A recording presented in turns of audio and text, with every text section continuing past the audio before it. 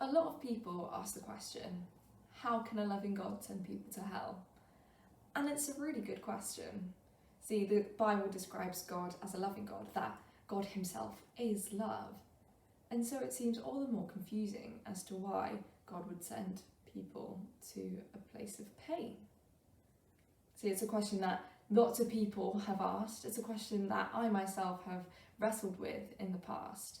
Because at the heart of it, it just seems contradictory that a God of love would send people to hell. Now, in order to answer this question, we first need to understand what hell is. And we can do that by understanding what heaven is. The Bible describes heaven as a place of unending joy, of no pain, no tears. It actually describes it as this huge unending party. And the reason why is because God himself will be there.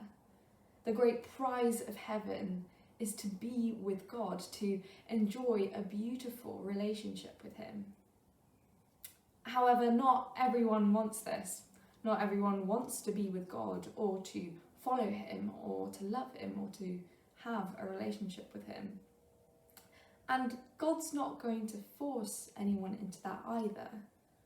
See, if we say, I don't want anything to do with God in this life, well, God honours our choice. He honours our decision. He doesn't force anyone into it.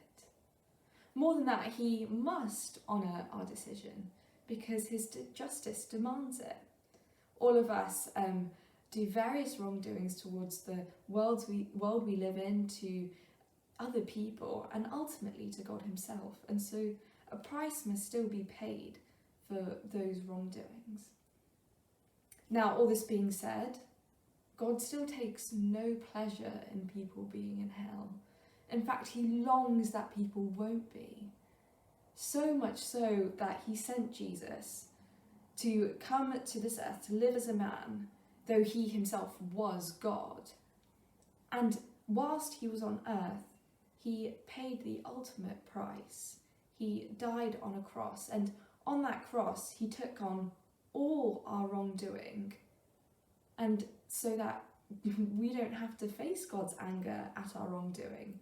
It's paid for, and God's justice is satisfied when Jesus dies in our place. See, on the cross, Jesus experiences hell.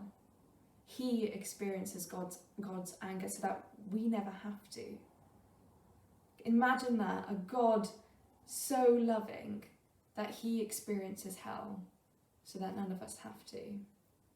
Only a God who loves us would do that. The question for us is, do we want to spend eternity with this loving God or not?